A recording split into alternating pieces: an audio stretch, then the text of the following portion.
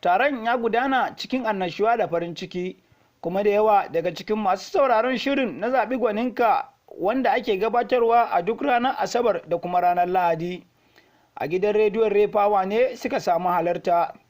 A lokacin da muke tattaunawa da mai gabatar da shirin Muhammad Wasiu Kawun Mai Gari, ya bayyana cewa shirin yana taimakawa matasa ta hanyoyi da yawa. Babban makasudin haɗa wannan taro shine akwai shirye-shirye da muke a gidan rediyo irin su wani shiri zaɓi gwaninka, akwai kuma shirin labarin wasanni.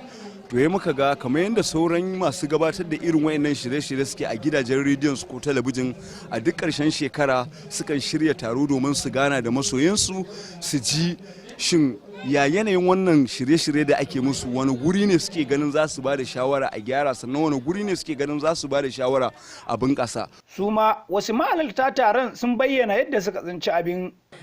Mutane suna amfana, akwai wanda zaka ga irin tanin suke samun wani idan ya kira waya ta wannan shirin, idan ya ji murya wata ta mishi daɗi. To anan yanda zan auri wannan yarinya ko ce wannan gwanatawa mai suna Aisha. Ina ma Allah subhanahu wataala godiya ga Aisha, ta yarda da ni, ta amince da ni, tana so na, kuma za mu yi soyayya 100%. Haka ne Aisha, ko ba haka bane ba?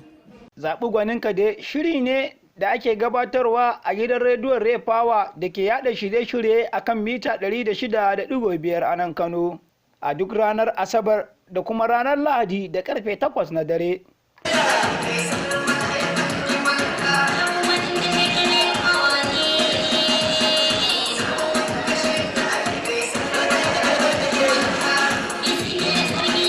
Tijjani Tasiu Dederi a labaran AIT Kano.